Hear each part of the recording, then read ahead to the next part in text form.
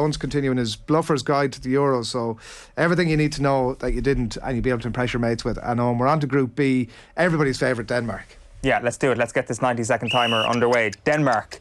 Oh, you've got really good at football recently, but we are sick of the sight of you. They came second behind Switzerland in the Republic of Ireland's qualifying group for this tournament, and they are in back-to-back tournaments after making it to the round of 16 at the last World Cup. They did not make it to Euro 2016. So you don't need to be reminded about their highest peak at the European Championships. It was, of course, in 1992, when they weren't even in the tournament until Yugoslavia disbanded. Not quite sure why John Delaney didn't try that one in 2010. Now, the scale of their overachievement was summed up by the fact that Henrik Larsson was their top scorer in that year's tournament, a player who wasn't even the best footballer called Henrik Larsson in that era. This time, there is a sense that they can definitely cause more upsets and go deep into the competition, especially considering all three of their group games are at home. But let me hit you with a couple of lies that have been propagated recently. The first lie is that the Danish pastry is actually a Danish creation. Not true, it was created by Austrians. The second lie is that Christian Eriksen is finished. It looked in January as if Christian Eriksen might be finished, that he was looking away out of Inter Milan, but he's concluded the season in better form and helped the club to their first league title in 11 years. He's also been way more prolific for Denmark than he has been for Inter throughout the season. He plays in a more advanced position. So maybe the Denmark jersey is some sort of batsuit for Christian Eriksen where we get the best version out of him. There you see it on screen. Speaking of that jersey, let's have a look at those home jerseys, those away jerseys. And as a jersey fashionista, I think it is my responsibility to say, look at those sleeves. Look at those arrows in the sleeves. Wow, look at those arrows.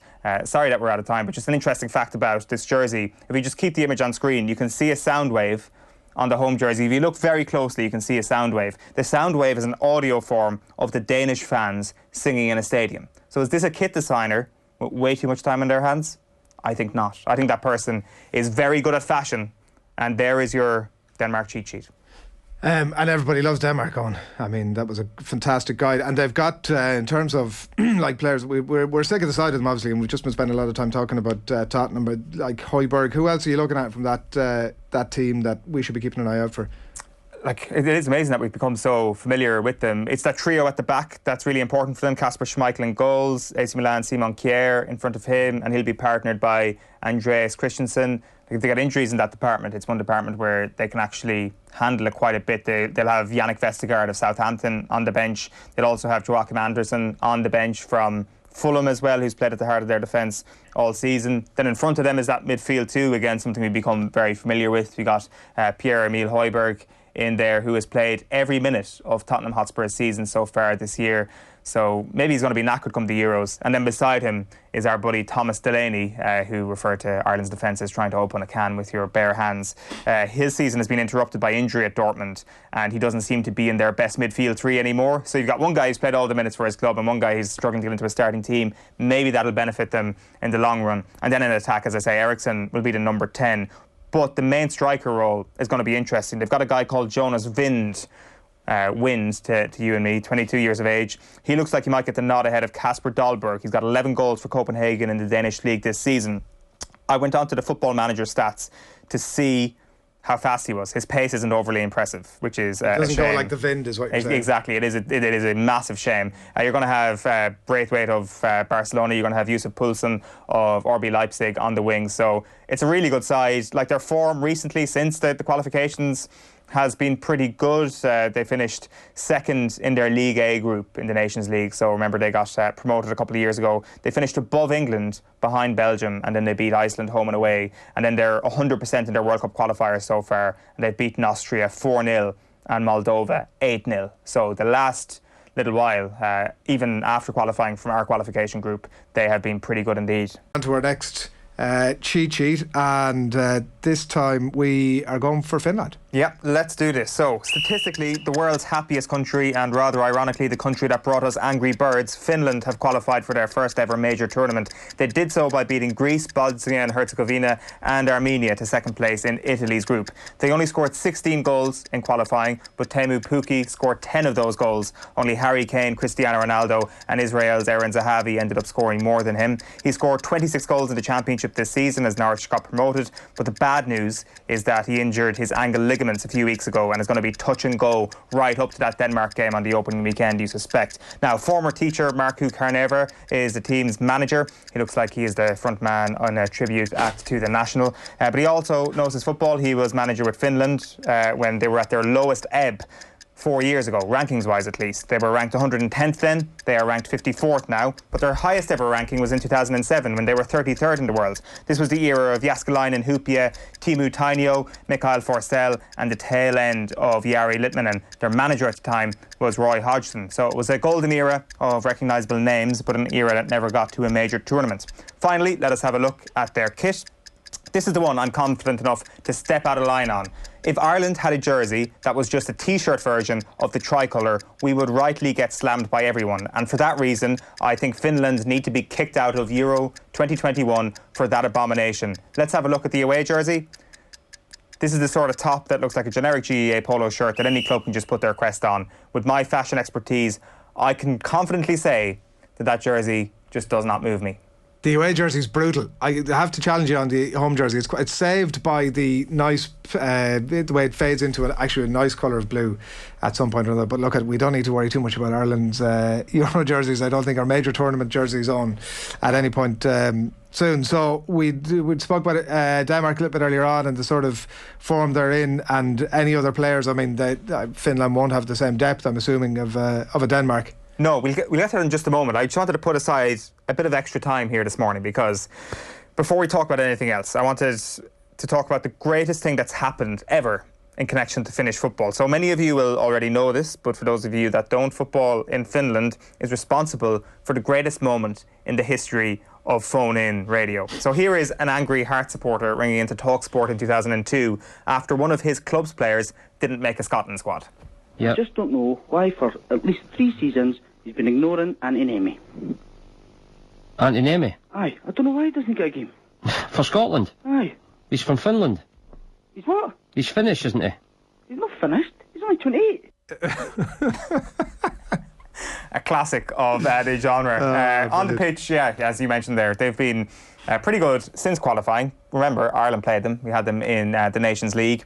They also won twice against Bulgaria. They beat Ireland home and away, by the way. They lost home and away to Wales, and they ended up not getting promoted. So they did pretty well to get to League B. They're going to be stuck there for the next round of League of Nations. They drew then against Bosnia and Herzegovina, and they drew against Ukraine in their first 2 games of World Cup qualifying, and then lost in a friendly to Switzerland since then. A couple of the key players, Pukki, to say that he is the man is an understatement. Their goalkeeper, though, Lukas Hradecki, is an interesting one. He plays for Bayer Leverkusen. He's great with the ball at his feet. He's obviously going to be under a lot of pressure as the lowest seeded team in that group. They've got Juna Toivio, the 33-year-old centre-back, has European experience with Molde, amongst other clubs. And Glenn Kamara, of course, who Rangers fans will be familiar with. He's been a mainstay in that midfield over the past couple of seasons, playing under Steven Gerrard wouldn't have done him any harm. He's probably going to be in the holding midfield position. And then Robin Lod is the other one to watch out for, because he's probably going to fill the gap for Pukki if he's out. He could probably play alongside him as well, and he has started pretty well in this season's MLS. He's going to be one of those players who's fresh after 5 games or so. He's got 2 goals, 2 assists for Minnesota so far this season. And of course, we'll be keeping an eye out for Daniel O'Shaughnessy, the centre-back with the father from Galway. Talking Irish guy. Who'd you say they're in the group with? They're in a group with Denmark, obviously, and then with Belgium and Russia. We'll do Belgium and Russia's previews next Monday morning. So they're bottom of the pile, right? That is my prediction, that they will finish bottom of the group and crash out, but they will give a good account of themselves, let's say at least. Finland are one of those countries, kind of like Iceland, that Ireland can look at with a lot of envy. They'll give a good account of themselves. This is somebody from Kerry, by the way. This is the more euphemisms here. Well, not so much.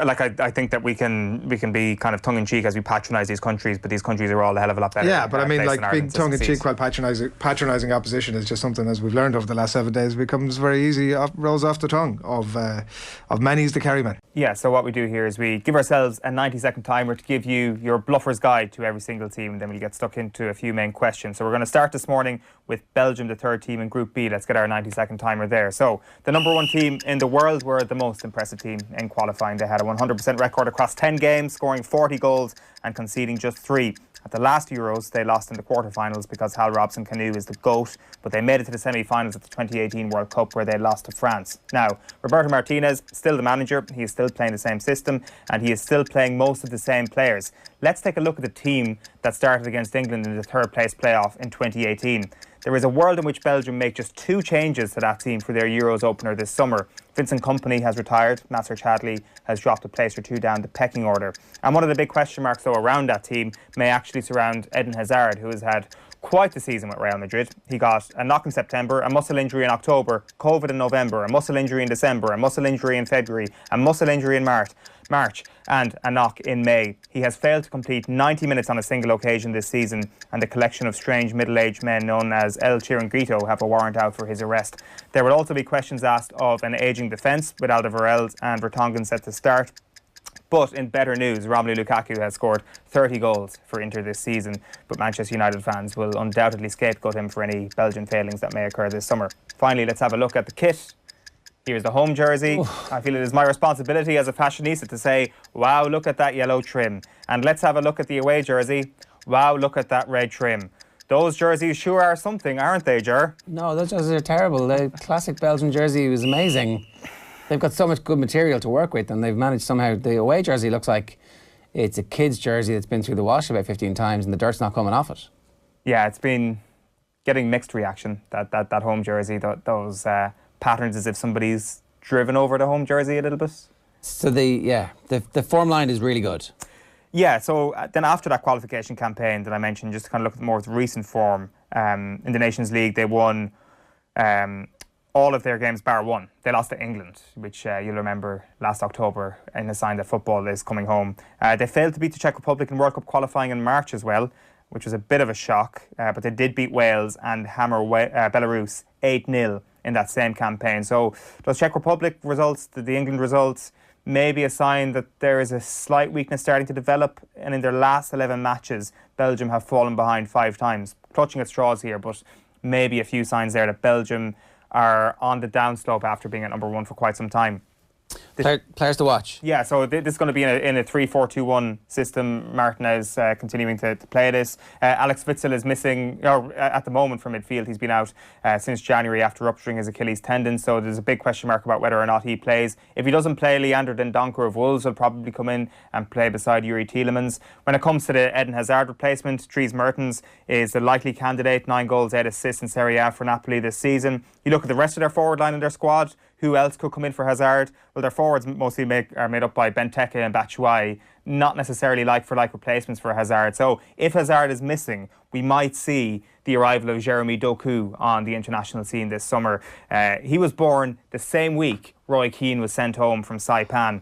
He joined Rennes from Anderlecht at the start of this season, and no one has completed more dribbles than him in the French league this season. He is unbelievably quick. Liverpool tried to sign him when he was 15, but Romelu Lukaku told him to stay put at Anderlecht, and he grew under Vincent Kompany, and as I say, has been amazing in the French league this season. We'll probably only see him come on as a sub here and there, but as I say, if Hazard is out and misses the tournament, we might see more meaningful minutes. The wing-backs, the wide midfielders are always an important part of this Belgian system. I'd love to see Timothy Castagne get a bit more game time in the system. There is a school of thought that he's been so good for Leicester, how could you leave him out? But Thorgan Hazard on the left and Meunier on the right, the Dortmund duo, are probably the front runners, with Carrasco even in that mix as well. So they've got unbelievable depth there. And then finally, on the defence, if you're looking for an issue, the defence is the issue you can easily find. They've got Vertonghen, who's 34, Alderweireld, who's 32, and Vermaelen, who's 35. They're all in the squad. 2 of that 3 are going to start. It's going to be Vertonghen and Alderweireld. And in the middle of that back 3, it's going to be Jason Denayer, who's been really good with Lyon. There is this idea that he's just there to up the average pace in that back 3, but he's actually a really good defender as well. And in fairness, the 3 of them are playing in front of Thibaut Courtois. So how wrong can things go? I was going to say, because the picture that we showed earlier on did not have Thibaut Courtois in goals, and that was a bit of an issue. No, it's Courtois is the man there. He's did he miss the World Cup? So it was Mignolet. Maybe that's just for the 3rd, 4th place playoff, was it? Yeah, Mignolet just okay. Well, that wasn't from the 3rd, 4th place playoff. That was more a more recent game when Mignolet was playing. Okay. That was probably a bit of a red flag in fairness, but no, Courtois. You'd be concerned. Like, the drop off is obviously huge from 1st to 2nd. So give me your prediction quick. I'm going to say Belgium are going to win this. Thing? Yeah, the only thing though is they've got a very, very tough draw. So I think they'll top the group, but they would actually be better off not topping the group, because if they top the group, it's Germany, then it's Italy, then it's France, and then they play the final if they get there. But a slight concern about that defence for sure. But I think So if they finish second, what happens in the group?